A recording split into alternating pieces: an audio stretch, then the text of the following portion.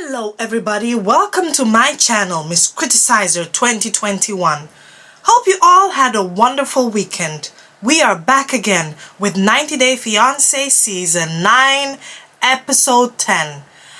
If you're here for the very first time, please don't forget to subscribe. I want to thank my new subscribers, and hey, I cannot believe it, I'm almost at 300 subscribers, so please just help me get to there. Thank you once again. Now, Emily and Colby. The episode starts with them driving to the potential wedding venue. As you all know, time is ticking, the 90 days is almost over, so what do they have to do? They have to plan their wedding. And as they're driving, Colby talks to Emily and he said, I just had a chat with your father and there's a lot of pressure on me at the moment, and financially we need to make smart decisions so that we can try our very best to move out of your parents' house, because I feel that your parents are always in our business. But hey, I cannot fault them, it's because we're staying with them. And she said, well, whatever. He said in the confessional, not straight to Emily, he said, I'm only left with 4K. Like, what can that do? So she said, anyway, I'm glad that Daddy decided to sponsor my wedding and he's willing to drop 10K for our wedding. And Colby said, 10K? My God, that money is a lot. And looking at our situation now, we don't really have to use all that money. Like, I think it would be best if we can at least use part of that money to find our own place. She said, I want a best wedding of a lifetime. I don't care. I just want to have a good time. I just want to have the best wedding ever. I don't care about the price. I said, well, Emily, your parents are paying for this wedding. So, hey, also, speaking of paying for your child's wedding, I know that I've heard that it's very common in the States that the bride's family usually pays for the wedding. Is that always the case? Because I'm sorry, but that's just a bit new to me.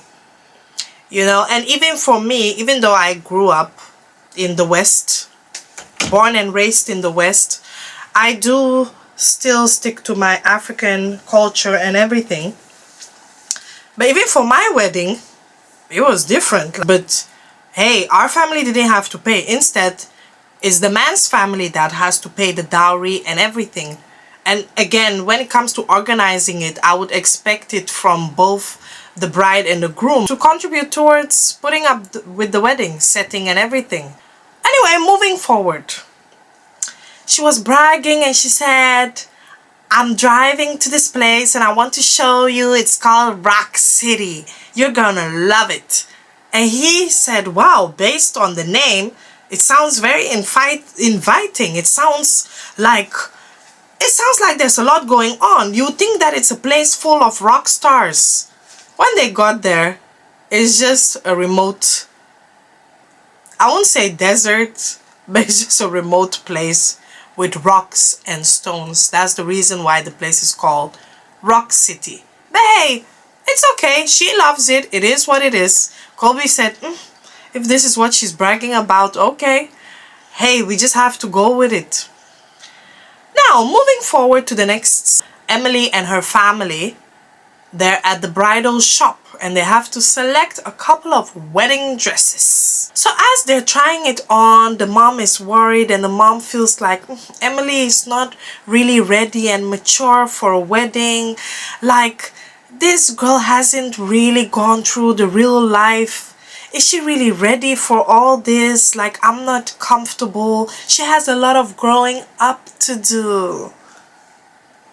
And I said, but well, you parents have contributed to her being like that. And now that everything is said and done, you're complaining. So as they were trying the outfits, they are talking about the rings. And Emily said, well, I'm so embarrassed to still wear that ring that Colby proposed me with, because he bought that ring from the street. Like, you can just imagine, that's like the lowest of the lowest zirconia. It's just the lowest zirconia ever. Like, that ring could have maybe cost $20, and I want a new ring. So her sister said, well, maybe Colby will surprise you with a new ring. She said, to hell with that. I'm not relying on that. You know what I did? I bought myself a new ring. Yep, with my own money, worth $1,000. And I said, Emily, with your own money or your parents' allowance? Anyway, and she said, this is the ring. And the family was looking at her weird, like, is this girl for real? Even the mom said something that made sense for the very first time. The mom said that, is it really necessary for you to buy an expensive ring? You guys have to get your finance in order. Is it really necessary? And at the end of the day, it's not the price of the ring that matters. It's the longevity of the marriage. Marriage is hard work. It's not all about the glitz, the glams, and having your perfect expensive wedding.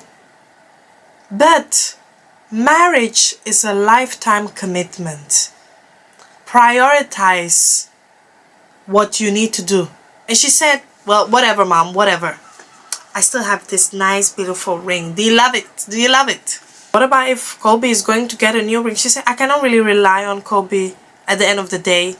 I just cannot rely on him because I'm not sure if he'll do it. And if he happens to do it, then hey, it is what it is. So even her younger sister made more sense, because she's like, sometimes the way Emily behaves, especially in this case, she made Colby feel emasculated.